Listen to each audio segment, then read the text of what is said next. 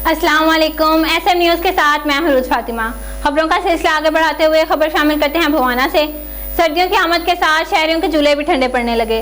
Gas की गैर एलानिया load shedding और कम प्रेशर ने शहरियों को परेशानी में मुब्तला कर दिया है। शहरी खाना पकाने से भी महरूम दिखाई देते हैं। मजीद तफसीलात जानते हैं SM न्यूज़ के नुमाइंदे मोहम्मद अफसर रुमाना से।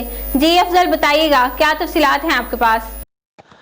बवाना सर्दियों की आमद के साथ ही गैस की गैर इलानिया लोड शेडिंग और कम प्रेशर ने शहरियों को शदीद परेशानी में मुब्तला कर दिया है और सर्दी में इजाफे के साथ शहरियों के चूल्हे भी ठंडे पड़ने लगे हैं। शहरियों का कहना है जी बिस्मिल्लाह, सर्दियों के शुरू होते ही जो है गैस का प्रेशर जो है वो भवाना शहर में बिल्कुल कम हो गया और बिल्कुल ना होने के बराबर है।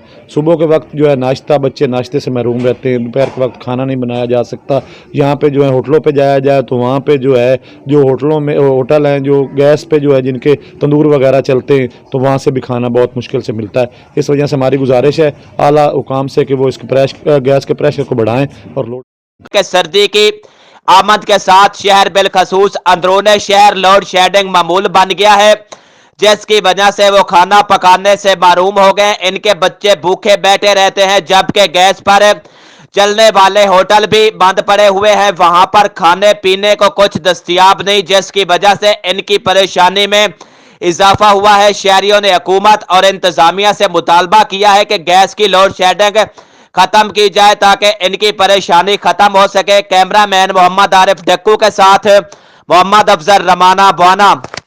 बहुत शुक्रिया अफजल, तफसीलात से आगाह करने के लिए।